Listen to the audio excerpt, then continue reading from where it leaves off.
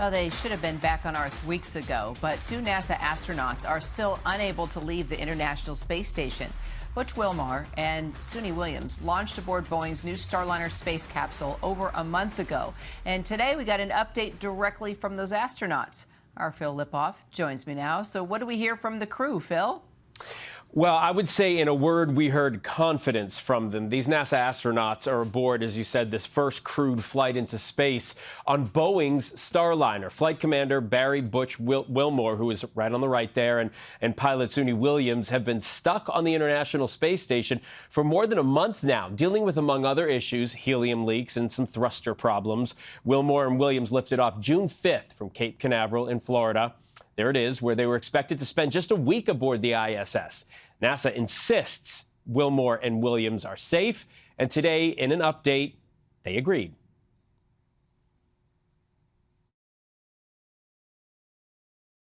Confident that if we had to, if there was a problem with the International Space Station, we can get in our spacecraft and we can undock, talk to our team, and figure out the best way to come home. Yeah, like I said, we've practiced a lot, so I have a feeling, I have a real good feeling in my heart that this spacecraft will bring us home, no problem. It's hard to hear that and see that and not mention her hair. That is just amazing.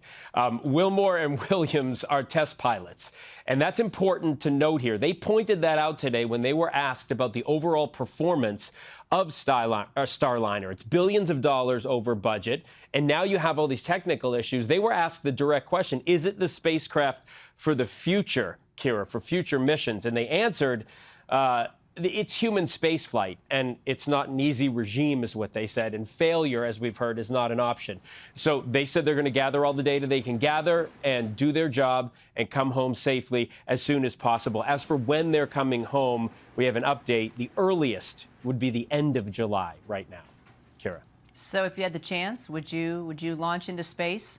I know it's like $1 million if you wanted to do it, right, on certain rockets. Yeah, if someone paid my ticket, I'd do it. Yeah, there you go. Exactly. All right. Maybe we start soliciting a two-seater.